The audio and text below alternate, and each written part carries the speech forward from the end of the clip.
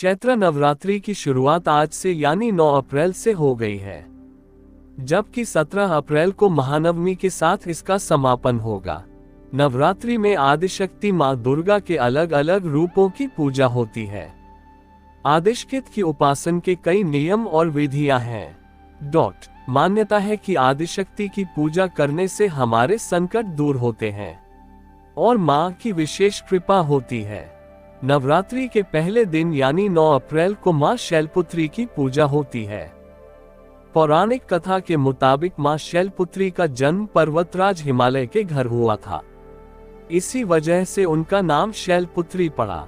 भगवान शिव को पति के रूप में पाने के लिए शैलपुत्री तपस्या की। तपस्या के बाद भगवान शिव प्रकट हुए और माँ शैलपुत्री को वरदान दिया। पूर्व जन्म में शैलपुत्री का नाम सती था। एक बार सती के पिता प्रजापति दक्ष ने यज्ञ करवाया। इस यज्ञ में सभी देवी देवताओं को निमंत्रण भेजा, लेकिन सती और शिव को निमंत्रण नहीं भेजा। इसलिए भगवान शिव नहीं जाना चाहते थे। भगवान शिव ने सती से कहा कि उनको आमंत्रण नहीं मिला है, इसलिए वहां नहीं जाना चाहिए। लेकिन सती नहीं माई और पिता दक्ष के घर पहुंची। लेकिन सती को पिता के घर कोई आदर नहीं मिला। हर किसी से सती से मुंह फेर लिया। पिता ने भी उनका अपमान किया।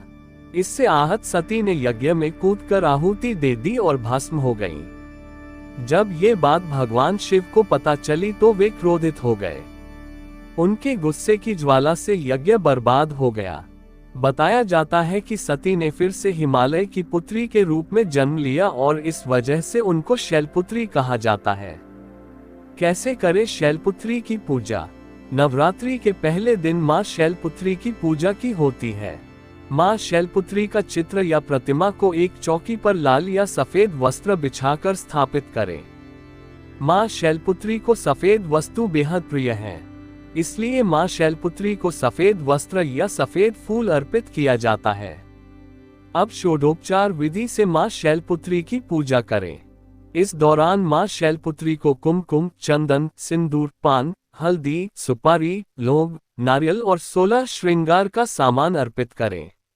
उसके बाद माँ शैलपुत्री के बीज मंत्रों का जाप करें और अंत में आरती करें।